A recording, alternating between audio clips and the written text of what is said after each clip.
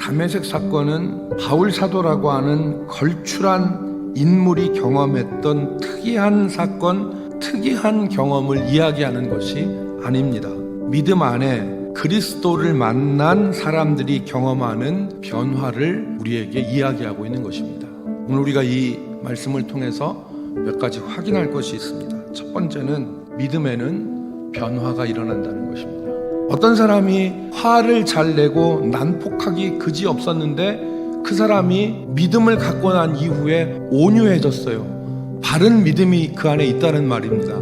이처럼 믿음에는 변화가 동반되어집니다. 첫 번째, 이 변화의 핵심을 우리는 생각해 볼 필요가 있습니다. 어떤 사람은 언어가 바뀌고, 어떤 사람은 습관이 바뀌고, 어떤 사람은 생각이 바뀔 수 있습니다.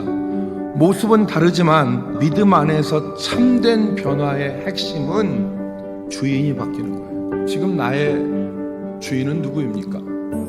누가 주인이냐에 따라서 그 사람의 행동이 달라집니다. 저와 여러분이 섬기는 대상이 진정 예수 그리스도이기를 주의 이름으로 축복합니다. 두 번째는 이 변화의 동력입니다. 바울 사도가 변화될 수 있었던 것은 힘을 얻었기 때문에 그렇습니다. 이 힘은 주님이 주시는 거였죠. 이것을 우리는 하나님의 은혜라고 말할 수 있습니다. 하나님의 은혜가 변화의 동력이다.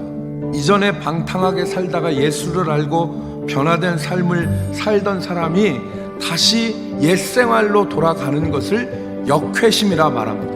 왜 옛생활로 돌아갑니까?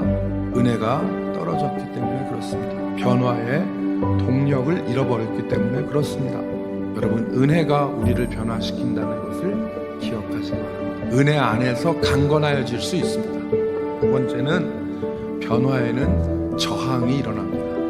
오늘 본문에 보면 사울이 변하자 다메섹의 유대인들이 사울을 죽이려고 공모했습니다. 이 저항과 핍박이 변화에는 함께 따라옵니다. 그때 우리에게 분별이 필요한데, 첫째, 이것이 내가 죄를 행함으로 하나님이 주시는 하나님의 징계, 도르키라고 하는 사인인가? 두 번째, 이것이 내 생활 가운데 일어난 믿음의 변화를 가로막기 위한 마귀의 시험인가를 분별해야 됩니다.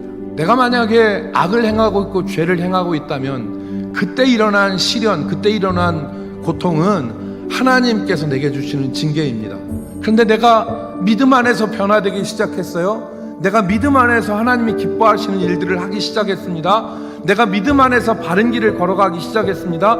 그런데 어려움이 닥쳐요. 이건 변화를 가로막는 저항과 핍박이다. 믿음의 변화로 일어나는 시련을 여러분 두려워하지 마십시오. 우리에게는 믿는 구석이 있습니다. 그것이 세 번째, 하나님의 역사입니다. 사울을 죽이고자 하는 사람들이 밤낮으로 성문을 지키고 있었지만 하나님은 밤에 방주리에다가 이 바울을 담아서 달아내렸어요. 그래서 그들의 손에서 빠져나갈 수 있도록 하신 것입니다.